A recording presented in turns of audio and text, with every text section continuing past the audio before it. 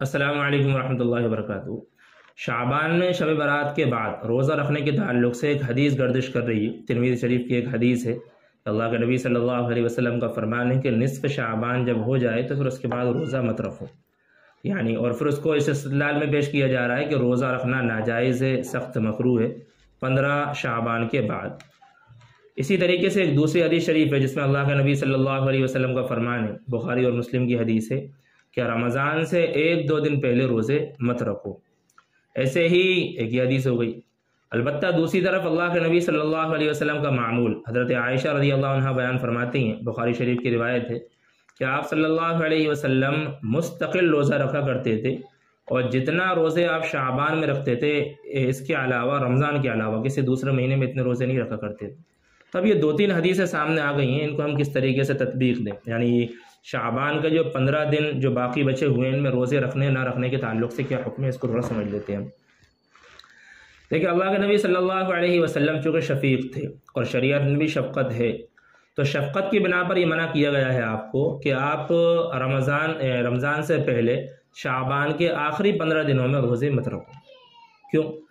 روزہ رکھنے کی وجہ سے اس میں 2 وجہ ہیں۔ پہلی وجہ تو یہ ہے، ایک تو وجہ میں نے شفقت کی بتا دی، اس کے علاوہ 2 وجہ اور ہیں۔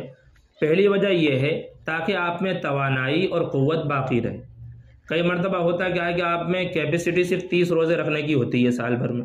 لیکن آپ اس کیپیسٹی کا استعمال رمضان سے پہلے ہی اگر کر دیں، آپ 10-12 روزے رمضان سے پہلے ہی رکھ لو اگر شعبان میں،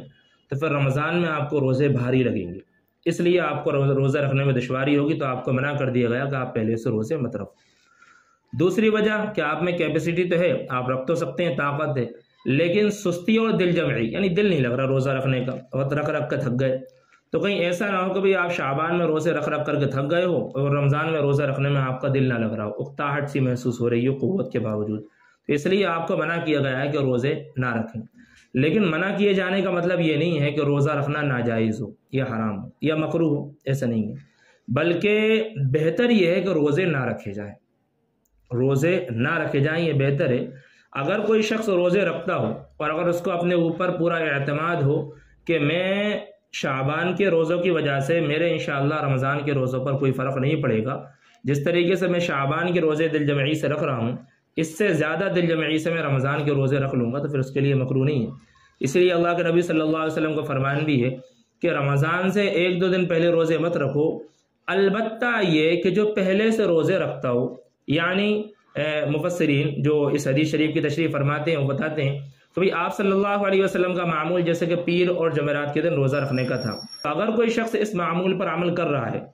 یعنی پیر اور جمعرات کا روزہ رکھ رہا ہے، اور اتفاق سے رمضان سے 1-2 دن پہلے ہی پیر یا جمعرات پڑ گئی، تو اگر یہ شخص اپنے معمول کے مطابق روزہ رکھنا چاہے تو رکھ سکتا ہے، کوئی حرج نہیں ہے۔ لیکن اگر کسی کا معمول نہیں ہے اور کسی نے شعبان کے شروع مہینے میں تو خوب اچھے سے روزہ رکھ لیا، روزے نہیں رکھے، اور بعد کے جو 15 دن ہیں ان میں روزہ رکھنے لگا، تو پھر اس کے لیے روزہ رکھنا مکروہ ہو جائے۔ اور اسی طریقے سے ایک عمومی بات کہ اگر صحابہ کرام مسلسل روزہ رکھتے تو ان کو آپ منع فرماتے تھے، اور آپ کہتے تھے کہ میں مسلسل روزے رکھتا ہوں کیونکہ اللہ مجھے کھلاتا ہے اور پلاتا ہے، یعنی میری بھوک اور پیاس اللہ تعالیٰ مٹا دیتا ہے، تو مجھے روزے کا وہ اثر نہیں ہوتا جو ایک عام انسان کو ہوتا ہے، اور آپ کے ساتھ وہ نہیں ہے کہ اللہ تعالیٰ آپ کو کھلائے یا پلائے، اس لیے تم لوگ روزے مت رکھو۔ تو آپ وسلم کی شفقت کی بنا پر آپ نے منع فرمایا تھا، ورنہ کوئی حرج نہیں ہے، تو رکھ سکتے ہیں، لیکن اس بات کو سامنے رکھے کہ ایسا نہ ہو کہ رمضان کے روزوں پر اثر پڑے۔